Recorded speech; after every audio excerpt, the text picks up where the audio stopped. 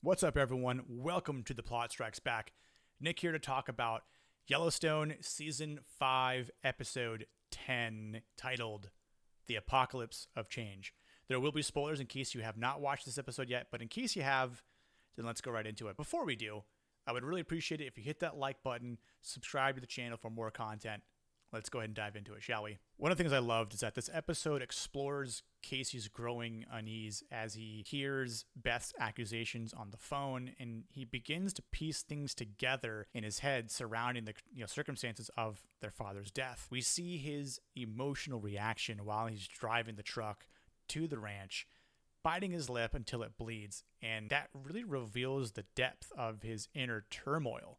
We've never really seen him get this upset before, but something like this is going to push him to that point. And then we see when he pulls over to the side of the road, Monica's quiet observation of her husband's distress and warns their son, Tate, that this could have an effect on their family's internal strife, painting a picture of the household on the brink of implosion because of what Kayce may or may not do. He says he's okay, but his wife knows better. And as Monica says to Tate, you need to be there for your father.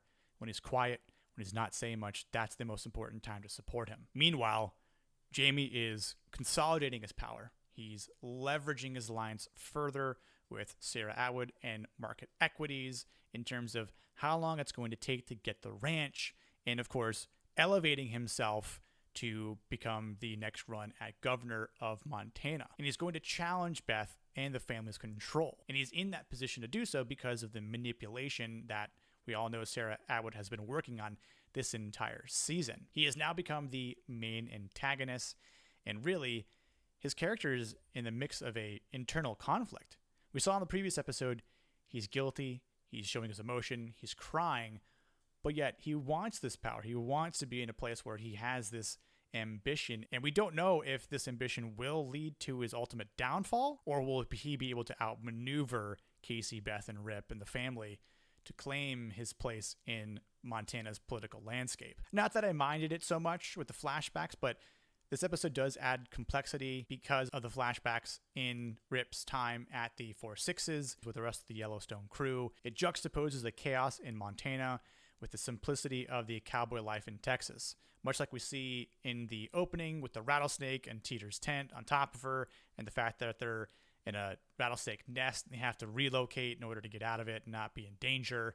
Those are just some problems that exist in Texas. But the other thing of seeing Beth speed down the way, getting pulled over by the female officer, but yet the female officer paying recognition and thanking Beth's husband for doing what he does because she understands the importance of what Rip is doing, because it's hard to get cattle, it's hard to raise cattle, it's hard to put food on the table, and there's not going to be a lot of cowboys left in that area, or maybe just in general, to do that. And when she shows up, she's able to talk Rip away and be the boss to the boss and give a deal to the rest of the Yellowstone crew to fly out their respective significant others, while Beth and Rip get to spend some time at a local hotel and a speakeasy bar. And really, it hints at the potential future for both Rip and Beth, away from the ranch, away from Montana. This is Rip's first time being away from Montana. And to me, it makes Beth start thinking about this is maybe what could be the best for both of them. Is it worth leaving Montana for a quieter life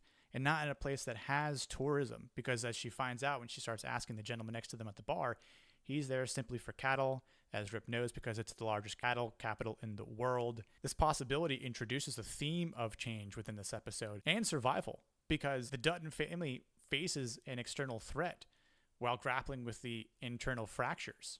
As the episode title suggests, the apocalypse of change, it reflects the upheaval in every single storyline that we see, from Beth's escalating feud with Jamie to Kayce's quest for the truth and what his family may do, and Jamie's ruthless ambition. The entire family is at a crossroads. And with only 3 episodes left, the stage is now set for dramatic revelations, shifting alliances, and power struggles that should promise to redefine the entire series. So as we see our main characters fighting to protect their legacy in Yellowstone, one thing I'm left wondering is who will survive, who will fall, and what will be left of Yellowstone when the dust is settled. So the question I have as well for viewers is, what do you think? Do you think Beth and Rip will finally leave Montana?